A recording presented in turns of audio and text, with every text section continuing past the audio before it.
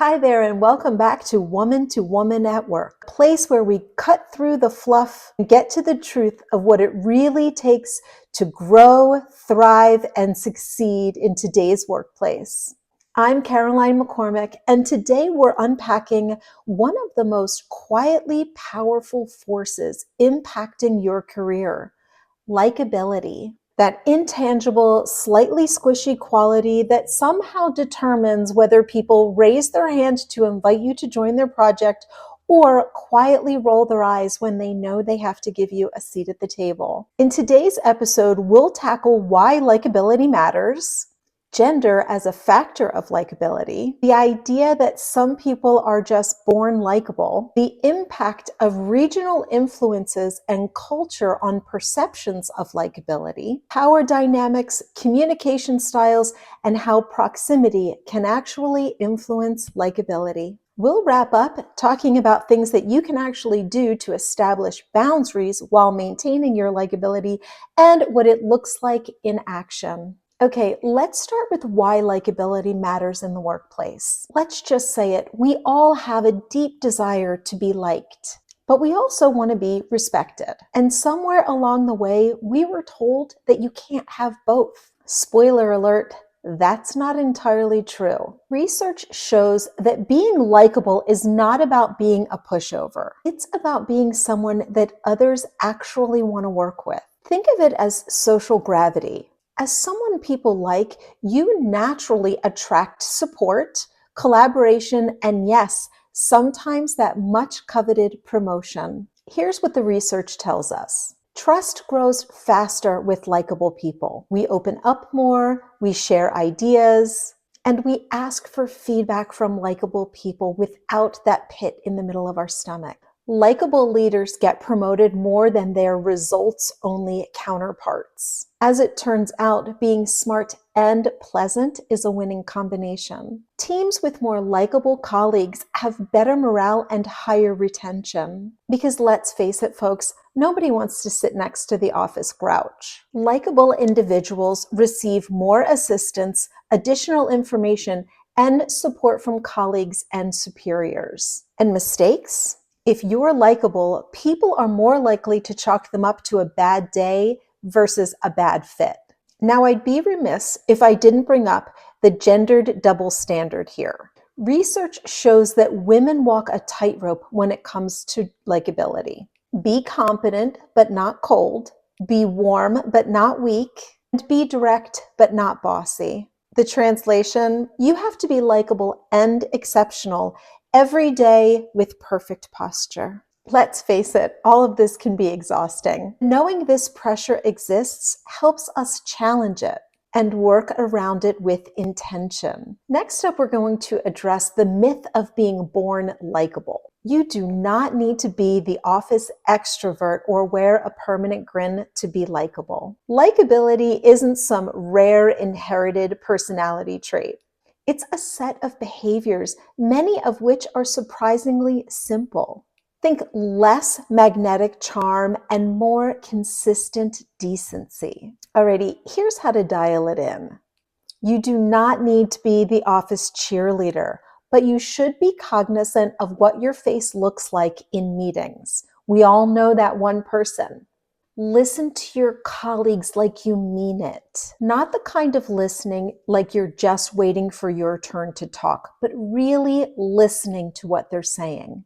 Give people genuine compliments. A sincere, "Hey, that presentation was impressive," goes a long way to build bonds with your colleagues. Consider being service-oriented. Offer help, make inter-office introductions, and share your information. It creates a sense of generosity and builds trust. Choosing your words thoughtfully can also make an impact on likability. How you say things can often matter more than what you say. I encourage you to watch out for sarcasm in the office place. It doesn't always land well. And lastly, as we look at behaviors, consider celebrating others. Nothing builds rapport like shining a light on someone else's success. It says, "I see you, I value you, and thank you for your contribution." Now, you might be asking yourself, isn't all of this just about people pleasing? And I really want to draw a clear line for you. Likability is not just about pleasing other people. Being likable is about authentic connection, not about approval addiction. Next, I'd like to talk a little bit about how regional nuance and cultural cues can impact likability. As much as we like to believe success is based on what we say and do, where we say it and do it also matters. Likability is not a universal formula. It doesn't show up the same way in Seattle as it does in Savannah. And it certainly doesn't speak the same way in Manhattan as it does in Minnesota. Your region, workplace culture, and even proximity to the office kitchen can affect how likable you're perceived to be. Let's break it down and look at cultural norms and reading the room geographically. In some workplaces, a warm good morning and a hearty handshake are the norm. In others, that same greeting might read as overly familiar or even suspicious. I'm talking to you, my friends in New York. Every region carries its own interpersonal expectations. In some places, formality is the expectation. This is where titles matter and hierarchies are respected. In others, the vibe may be more casual, where sitting down and chatting for a while may be seen as warm and friendly versus wasting valuable time. So if you're a warm and fuzzy Midwesterner who lands in a cool and clinical corporate office in DC, don't be surprised if your usual charm doesn't land right away. Likability isn't just behavior, it's behavior in context. Okay, let's take a look at power dynamics as a factor in likability.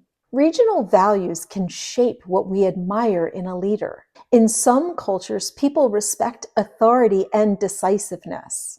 They like their leaders polished and poised and ready to speak to the state of the company at any time. In other cultures, likability may flow from humility and approachability, a willingness to listen, share credit, and even laugh at themselves from typos in a group email. It's not that any one of these two styles is better than the other. It's just that people like different types of leadership. Knowing your region's values helps you tailor how you show up without losing who you are. Next up, we're going to talk a little bit about communication styles. Being direct is another factor in likability. In some areas, a straight shooter is respected. Just say it, don't sugarcoat it. And in other areas of the country, that same bluntness might get you labeled as cold or aggressive. Even humor can be regional. What gets a laugh in LA may get crickets in Connecticut. So if your jokes are landing like a lead balloon, don't take it personally. It's likely just geography and not your personality. All right, so I'm going to jump in with a little personal story here just to set the context for regional impact on likability. I was the director of marketing and communications, and I was working from the East Coast. I was born and raised here in the Philadelphia area, and my team was sitting in California. I would host weekly meetings where I would build an agenda. We would go through the agenda. It was very orderly with expectations and outcomes after the meetings. Evidently, my approach felt a little cold to some of the team members that I was working with out in California. I eventually had the opportunity to fly to California and meet many of my colleagues face to face. And one of the major takeaways from one of the team members was that I was far nicer in person than I was working from the East Coast. I appreciated the candid feedback, and it also let me know that the difference in working styles was an important item for me to take into consideration as I was working with this team. And after several years of working with them, we formed amazing bonds and great relationships. Just a little something to think about if you're a new leader and you assume responsibility for a remote team. Consider the ways that they like to work. Something else that I want you to think about is physical distance and how that can also impact likability. If you happen to be working remotely in a different region or even just on another floor, you might unknowingly be creating what researchers call psychological distance. So what does that really mean? Out of sight sometimes means out of empathy. Colleagues might see you as less approachable, less relatable, or just plain less likable because you're not part of the day-to-day coffee run. To combat this, make the effort to bridge the gap. Turn your camera on during meetings. Send a thoughtful follow-up message. And yes, occasionally send the Happy Friday on Slack. Familiarity breeds likability. When you understand the local culture and make an effort to adapt yourself, people will notice. It's the difference between being in the group and being tolerated by the group. So what's the takeaway here? Likeability isn't about changing who you are. It's about being aware of the room, and sometimes that room has a zip code. You don't have to be a chameleon, but a little cultural fluency can go a long way. The more attuned you are to regional and organizational dynamics, the easier it is to build real connection on their terms without losing your own voice. All right, now let's talk about likability with boundaries. You can be likable and set boundaries. You can be collaborative and say no. You can be friendly and ambitious. True likability isn't about hiding your ambition or muting your opinions. It's about delivering both with empathy, emotional intelligence, and a sense of humanity. And guess what? If you're not immediately liked, that's okay. You're not at work to please everyone. Some people will need more time and others may never come around. Your job isn't to win a popularity contest.